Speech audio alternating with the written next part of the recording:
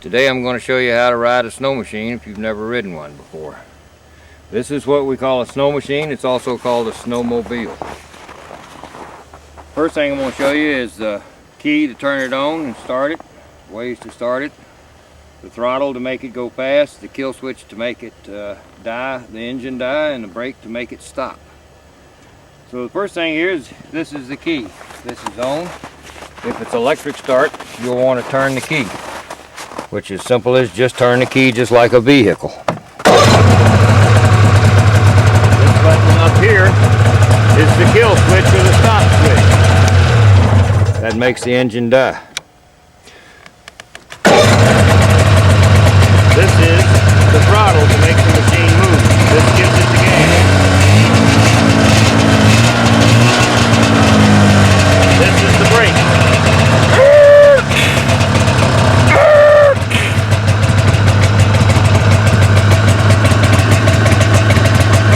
So this is the throttle, kill switch, and the brake. Okay, back up. Now to make the machine move forward, you have to give it some gas.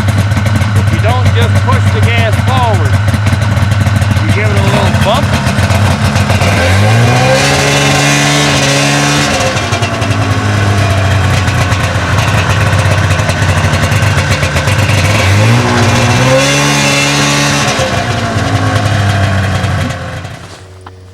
Okay, it's real important when you give it the gas, and once you start to give it the gas, make the machine move. Do not be giving it the gas and the machine not moving. So you have to give it enough gas to make the machine move. The other big thing to remember is never give it the gas and hold the brake at the same time. If you want to stop, use the brake and let off of the gas. Do not do the throttle and the brake at the same time. Riding the snow machine down the trail or through the fields, keep a steady throttle.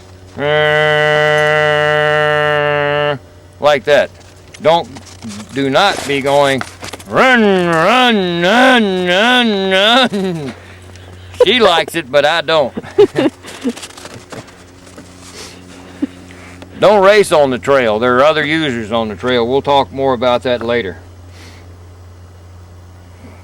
When you're riding the snow machine, you want to keep your feet on the running boards at all time. You never want to put your foot out like this. If the machine goes to tip over, let the machine tip over. Keep your feet on the running boards, hold on to the handlebars, and hit the kill switch. If you tip over like that, hit the kill switch, keep your feet inside. If you put your feet outside, they can get caught underneath the machine. You can break your leg and break your ankle. If the machine goes all the way over on its side, it will rest here and here. This gives you a clear shot right here where everything is protected, right through here. So don't put your foot out because then it's not protected. When you sit on the snow machine, don't sit up real close. And don't sit back real far. Sit with your elbows bent just a little bit. You want to be able to steer. Steer is pushing and pulling with your hands like this, with your elbows and your shoulders. It's a whole lot easier to steer the machine when the machine is moving. Right now the skags on the skis are dug down into the snow, but I'll show you how far the machine steering can turn. It can turn all the way that way, and it can turn all the way that way. The most important thing when you're making a turn is to keep the machine moving. And I'll demonstrate that right now. When your skis are turned for a right-hand turn like this, I'm going to start the machine and I'm going to give it gas. But you'll see the first thing the machine does is go straight away. It does not turn. You need to keep the machine moving to make it turn. Every time you stop, you're going to go straight ahead initially before the machine starts to turn. So the main thing you want to remember when you're turning is slow down to make the turn, but keep the machine moving. And you would not believe how many people don't realize you have to move the skis, turn the skis to make the machine turn. You want to start turning the machine a little bit before your turn because it takes the machine a few feet for the skis to start grabbing and turning the machine. Don't make sharp turns while you're going fast. You have to slow down to make a sharp turn. And the sharper the turn is, the more important it is that you keep the machine moving. We have 3 kinds of wrecks here. If you wreck it, you pay for the damages. So pay close attention here. First wreck is the gay wreck. The gay wreck happens when people are following too close and they forget where the brake is. Remember, the brake is right here.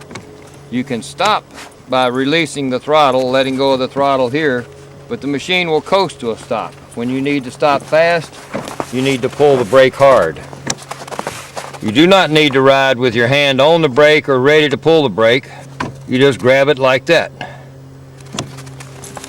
The gay wreck happens when you're following too close, so what I want you to do is follow about 10 meters behind the machine in front of you. That'll give you enough time to let off of the throttle, pull the brake, and stop if they should make a quick stop. The next wreck we have is called the yo-yo wreck. The yo-yo wreck is when a rider intentionally slows down and then races up behind the person in front. And sometimes that person in front stops or makes a turn. Please don't fall back and race up on the person in front of you. If I catch you doing it, I'll take the keys and make you walk back. This is not an accident, these yo-yo wrecks, and has happened quite a bit.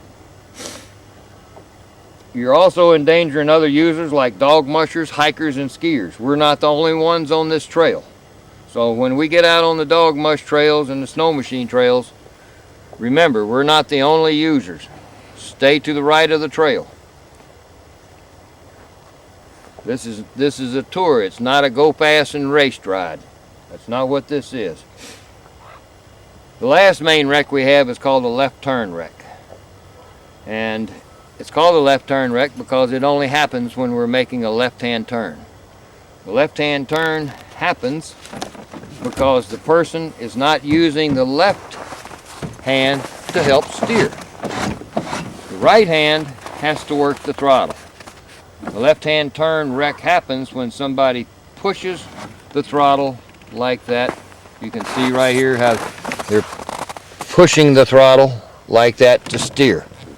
Of course, the machine races up, they get scared, and they hold on until they wreck. So, the right hand should be able to run the throttle and steer. Only the thumb goes over the throttle, like this or like that. Only the thumb. Most of your steering can be done with your left hand.